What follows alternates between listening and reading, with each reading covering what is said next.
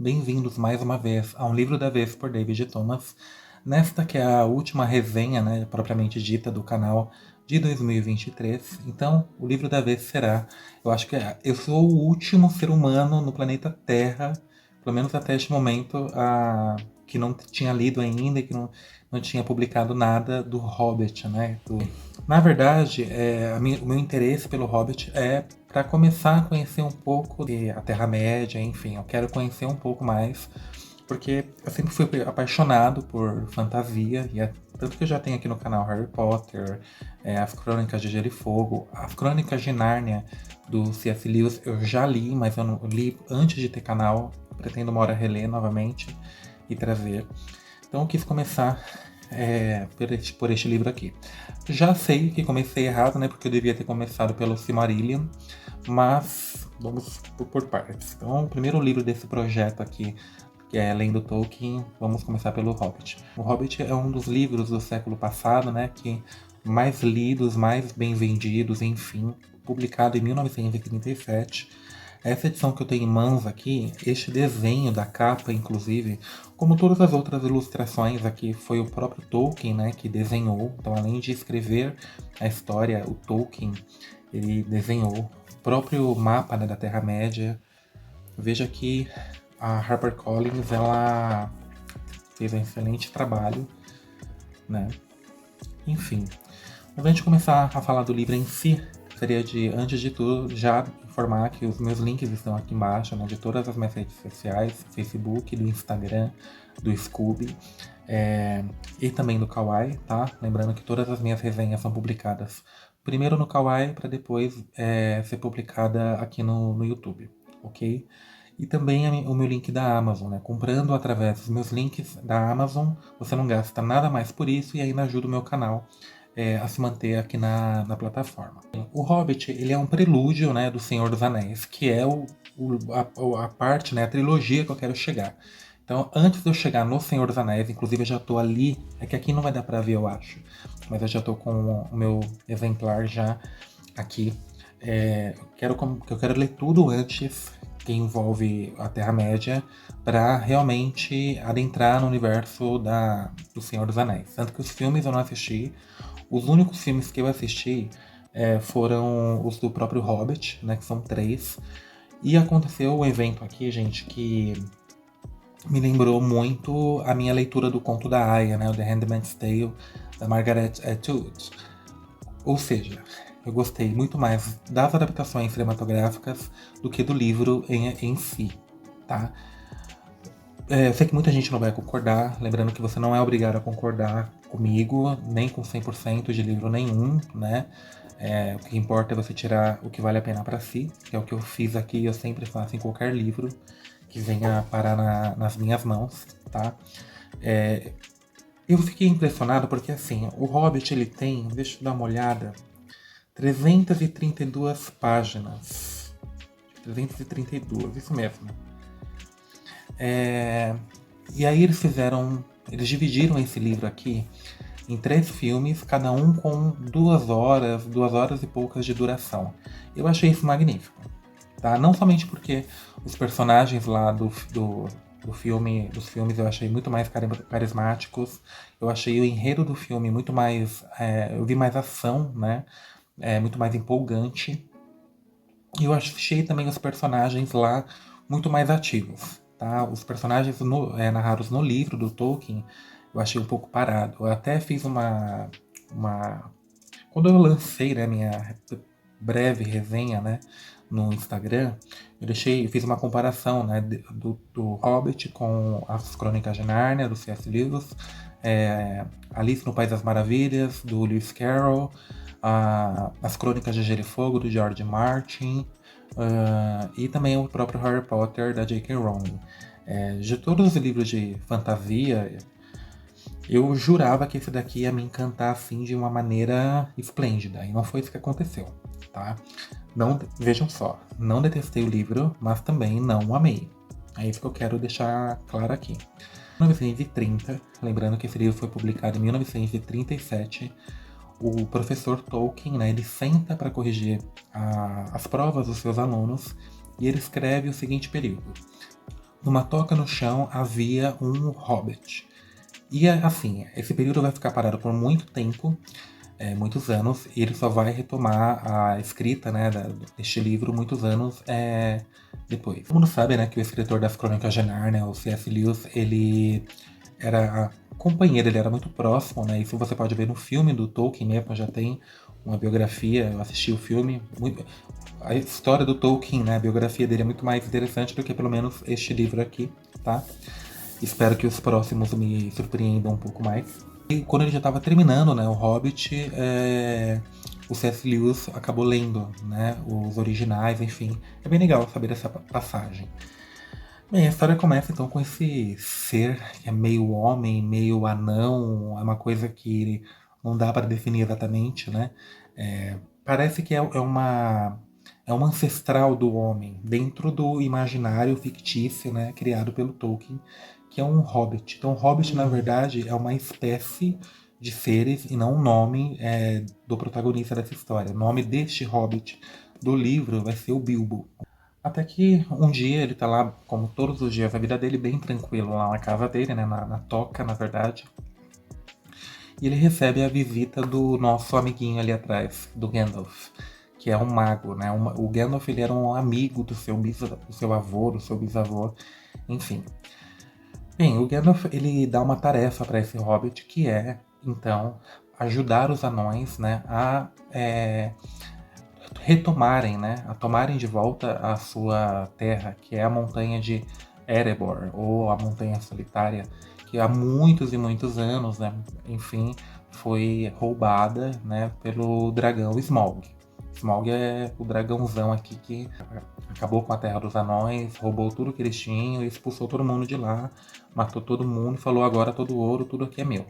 Então essa montanha que é Erebor, mas ao mesmo tempo ela é chamada de Montanha Solitária, ninguém se aproxima dela desde então, né, por muitos e muitos anos. Então pensa só, né, o Hobbit por si só, ele é um ermitão por natureza, né? Ele é um cara que ele gosta de ter aquela vida tranquila, né? Tomar um chá, né? Refletir sobre a vida e tal. E de repente aparece esse mago que nem ele conhecia, com essa proposta, com essa tarefa, e aí ele tem que ajudar esses anões, enfim. Bem, ele no primeiro momento ele reluta, né, mas ele acaba indo nessa aventura. Inclusive o livro inteiro é a narração dessa viagem, né, da casa da Toca do Hobbit até a Montanha Solitária, né, Erebor, e a conquista, né, a retomada da Terra dos Anões, tá? Essa viagem, né, essa aventura, ela vai durar um ano inteiro. Então, todo este livro aqui vai se passar ao longo de um. Então, ao longo dessa viagem, né, dessa aventura, eles vão passar por diversas situações. Uma das primeiras que eles vão enfrentar aqui é o encontro com os Trolls, né? Os Trolls nada mais são do que seres, né, fictícios aqui criados pelo Tolkien. São seres compostos ali por restos podres de elfos, né? Enfim, que formam uma espécie de ogro e tal. Então a gente tem ali a magia do Gandalf, né, ajudando eles. Tem uma cena também que eles vão parar numa floresta, que é a Floresta Negra, né? Enfim, e eles acabam sendo capturados por aranhas e tal. Então quem tem aracnofobia aí já pode imaginar, né, a cena horrível em que eles vão enfrentar. E o que é interessante também é a gente ver que esse personagem, né, o protagonista, o Bilbo, ele acaba se descobrindo corajoso, né? Nem ele sabia que ele tinha tanta coragem e habilidade para enfrentar situações das mais adversas possíveis. Uma das cidades, né, que eles vão parar aqui na Terra-média é Erod. Erod é a terra dos elfos, né? E assim, existe uma certa implicância muito forte, especialmente entre os anões, né, e também os elfos, porque no momento em que houve essa invasão do Smaug, os elfos eles se retiraram, né, eles não ajudaram os anões, e os anões não conseguem perdoar isso até hoje, tá? Um dos anões aqui, que é o principal, é o Thorin, tá? O Thorin, ele é assim o neto do neto, enfim, ele é o cara, ele é um anão principal e a hora que tomar a Montanha Solitária novamente, ele é o rei, né, legítimo ao trono dos anões. Eu já falo desde já que eu não fui com a cara desse personagem, tanto no livro quanto nos filmes. Esse personagem não me desceu. O finalzinho dele ali eu achei bem satisfatório, né? Pelo menos até que você sabe que no universo da fantasia tudo pode acontecer. Seres morrem, ressuscitam, ou morrem e vão viver num outro mundo paralelo, enfim. Então, como foi o meu primeiro contato, né, com a Terra-média, não sei o que pode acontecer ainda, né? Mas fiquei feliz com o que aconteceu com ele no final. Bem, aqui a gente vai ter o aparecimento de um desses anéis, né? Em uma noite, de muita neve, eles se abrigam numa caverna e eles são ali aprisionados por goblins, né? Ou goblins. São seres ali parentes, né? Dos ogros e tal. E aí, o Gandalf, mais uma vez, ele ajuda os anões, né, a fugirem dessa caverna, só que eles esquecem o Hobbit. E o Hobbit, ele, por conta de circunstâncias que vão acontecer ali, ele acaba tendo contato com o Anel, né? Um desses anéis que vai... Aliás, não. O único anel que vai aparecer aqui, que é o anel que o Bilbo Bolseiro vai encontrar, tem o poder de fazê-lo ficar invisível. Esse poder de ficar invisível vai ajudá-lo em várias situações aqui, não somente para salvar a própria pele, mas também para ajudar na conquista de Erebor, inclusive para entrar ali em contato com Smaug, né, o dragão, que por muitos anos está vivendo ali na Terra dos Anões. Eu estou trazendo aqui algumas das aventuras que eles vão passando, né, que eles vão enfrentando aí nessa jornada. Existem muitas outras tão interessantes quanto. Em um determinado momento, quase para o final do livro, eles vão chegar em Esgaroth. Esgaroth é a cidade dos homens, né, que somos nós, né, eu e você. E essa cidade de Esgaroth, ela fica muito próxima da Montanha Solitária, né, de Erebor. E aí eles fazem meio que uma aliança, os anões fazem ali uma aliança com os homens, promete recompensá-los caso eles consigam recuperar o ouro, né, que lhes pertence e tal. A viagem do Thorin e dos demais anões com Bilbo até a Montanha Solitária, né, que era a antiga Casa dos Anões, o contato com o Smaug me lembrou muito também as Crônicas de Gelo e Fogo do George R.R. Martin. Então, provavelmente o George R.R. Martin ele deve ter se inspirado um pouco no Hobbit do Tolkien. Embora a Daenerys, porque o que me lembrou foi a trajetória da Daenerys Targaryen. Né? Só que a diferença é que os dragões da Daenerys não falavam, né? O Smaug é que vai falar. Há diálogos dele com o Bilbo, com os anões, enfim. E os da Daenerys não. Então você tem esse anel, né? Que tem a capacidade de fazê-lo ficar invisível. Então ele entra na Montanha Solitária. É muito interessante a narração aqui, porque quando ele entra lá, imagina assim um castelo, né, recheado de muito ouro, de muito diamante, de um tesouro infinito, né? Inclusive, tanto no filme quanto no livro fica bem claro que facilmente você perde o dragão de vista porque existe muito ouro ali. Então o Bilbo, com um anel, né, ele consegue entrar e entra ali num diálogo com o dragão. Só que tem um problema. Quando ele entra nesse diálogo com o dragão, ele enfurece esse dragão. Então esse dragão sai da Montanha Solitária depois de todos esses anos e ele meio que se vinga ali queimando Esgaroth, ou seja, a Terra dos Homens. Ele mata, assim, quase todo mundo, né, dessa cidade como uma espécie de vingança por terem despertado do sono e especialmente por terem invadido a sua casa. E aí nós temos aqui um mundo fictício repleto de seres fantásticos e enfim, e um personagem totalmente humano, completamente humano, nada fantástico, que é o Bard. Ele vai ficar conhecido como Matador de Dragões. Ele consegue, ele descobre ali, né, o calcanhar de Aquiles do Smaug, que é bem no centro do peito dele, enfim. Dá uma flechada e ele mata o dragão. Parando para ver por aqui, dá uma impressão que a história termina, né? Só que o ouro da Montanha Solitária, né, de Erebor, ele é meio carregado ali de uma maldição. Assim que os anões conseguem retomar o que é seu, e lembrando, eles não tomaram nada sozinho, tá? Primeiro eles contaram com a ajuda do Bilbo Bolseiro e depois eles contaram com a ajuda dos homens, né? Da Cidade dos Homens. O Thorin, por isso que antes disso eu já não ia muito com a cara desse personagem. Depois deu uma piorada. O Thorin, ele é tomado por uma avareza, uma ganância profunda, e ele se recusa, né, a dar a recompensa, né, aos homens por terem ajudado os anões na conquista de Erebor. Só que ele não conta com o seguinte: todo mundo sabe que a Montanha Solitária é uma montanha cheia de tesouro.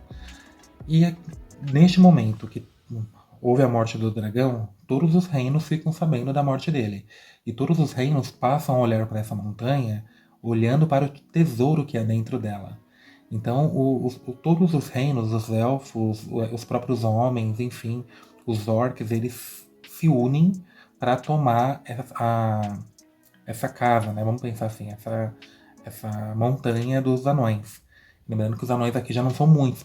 Esse personagem, ele busca, o Thorin, ele busca, além dele ter essa ganância com todo o ouro que está ali dentro, que não é todo dele, né? Ele ainda busca uma principal, que eu acho que vai ser elemento dos próximos livros, assim, uma das peças principais, que é o Coração da Montanha, né? É uma das joias ali principais. Foi uma pedra que foi encontrada bem no centro da montanha pelos anões há muitos e muitos anos, enfim. Ele busca. O Bilbo encontra essa joia, esconde ela. Quando ele começa a ver as injustiças praticadas pelo Thorin, ele usa essa peça para poder trazê-lo de volta, digamos assim, à realidade. Só que não é isso que acontece. Mesmo com essa situação, todos os povos ali eles se unem para atacar. E, enfim, há uma guerra no final aqui que morre todas as espécies, morrem muitos homens, elfos, anões, enfim, os orcs, né? E uma coisa que não pode passar despercebido é a presença e a ausência do Gandalf. O Gandalf, por diversos momentos, ele vai simplesmente desaparecer, né? Isso no livro inteiro, desde o início até o fim. E no final a gente fica sabendo que ele, a razão pela qual ele sumia a todo momento é porque ele estava resolvendo uma situação com um antagonista que não foi muito bem explorado aqui neste primeiro livro, que é o Sauron, né? Ou, como ele é mais conhecido, como o Necromante. E pelo que eu andei lendo assim por fora, parece que esse é um antagonista principal. Então, muito provavelmente, o que ele andou fazendo, né, nessas ausências enquanto as aventuras de Bilbo e os anões ocorriam, eu acho que serão desenvolvidas, bem melhor desenvolvidas nos próximos livros, especialmente no Senhor dos Anéis. Mas, por enquanto, é só uma hipótese. Então, voltando um pouco lá para a questão do coração da montanha, depois que ocorre essa, né, guerra, enfim, o Thorin, que seria o herdeiro do trono dos anões, ele morre, né? Muito provavelmente por conta da sua ganância, a sua avareza. E a joia principal que ele procurava era o coração da montanha, né? E essa joia é enterrada junto com ele. Isso aconteceu no filme também. No filme aconteceu uma outra coisa, que é a morte do Bard, né? Que é o matador de dragões. Neste livro, a não ser que eu tenha piscado o olho, né, ao longo da leitura e não tenha percebido. Mas o Bard, ele não morre aqui não. Isso aconteceu só no filme. Agora, a morte do Thorin, de fato, ocorre tanto no último filme quanto aqui no livro, né? E a gente tem, então, o livro terminando com o Bilbo Bolseiro na sua toca novamente, muitos anos depois, já um senhor, assim como no filme também, escrevendo as suas memórias num diário e recebendo a visita do Gandalf e de anões, enfim. Bem, como eu falei, não foi um livro que eu detestei e também não foi um livro que eu amei. Eu sei que muitos de vocês amam este livro, né? Tem um livro assim como principal de fantasia e tal. Entendo o porquê, mas pra mim é um livro que eu leria de novo, tá? Se eu tiver que ler novamente, até mesmo para encontrar alguma fonte nas próximas leituras, né? Ainda mais a trilogia do Senhor dos Anéis, eu lerei. Mas não é um livro que eu amei. Já deixo isso bem claro. Achei os personagens aqui muito lentos. Achei a história lenta. Eu achei a história muito lenta. Isso que não me cansou, tanto que eu li super rápido, mas não me cativou. Mas, como é o primeiro livro, né, do Tolkien que eu tô tendo contato, minha opinião pode mudar a qualquer momento. E se mudar, tá tudo bem. E se não mudar também, também tá tudo bem. Bem, gente, é isso. Mais uma vez, vou deixar aqui embaixo o link da Amazon. Lembrando que comprando através dele, você ajuda o meu canal. Não gasta nem um pouco além disso, por causa disso, né? E a gente se vê no próximo vídeo, na próxima resenha. Até lá e até mais.